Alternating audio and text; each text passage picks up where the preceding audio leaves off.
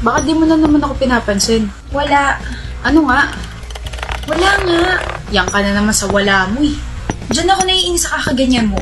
Hindi mo man lang maisip kung bakit ako nagkakaganito. Kaya nga ako nagtatanong, di ba? Alam mo kung ganyan ka palagi, mas mabuting maghanap na lang ako ng ibang makakaintindi sa akin. Sobrang insensitive mo. Maghahanap ka na ng iba. Oo.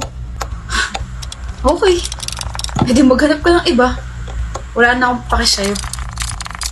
Saan ka pupunta? Aalis na. Ano bang gagawin ko rito? Magmukmok. Hoy, joke lang. It's a prank, baby. Atin yung camera, oh. Prank lang to? Oo. Prank na naman? Kailan ka kaya mapapagod kakaprank sa akin, Chels? Tuwang-tuwa ka ba na pinaglalaro mo emosyon ko? Prank lang naman. Joke lang ganun.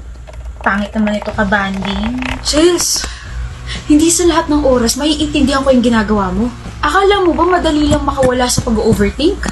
Paano kung may iba ka na talaga? Wala naman kasi, Beer. Grabe na trust issues ko sa'yo. Alam mo siguro dapat nga maghanap ka na ng iba. Pagod na ako sa'yo. May gana ka bang tumawa? Alam ko na yan. Ano? Ayun yung camera, oh. Kala mo hindi ko makakita, no? Pinaprank mo ko, eh.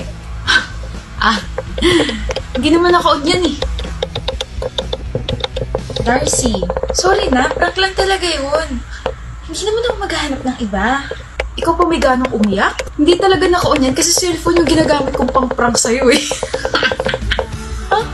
Sa wakas, nakaganti na rin. Prank mo pa ako ah. Tama, nakakalaro sa emosyon ko, bebe. Last na yung kanina. Pag inulit mo pa yun, ay naku talaga. Visit ka. Ikaw na una, tapos ako pa visit? Grabe talaga. Sino ba kasing nagpausin ng breakup prank na yan? Kakasira ng emosyon. Hindi ka na, yayakapin na lang kita.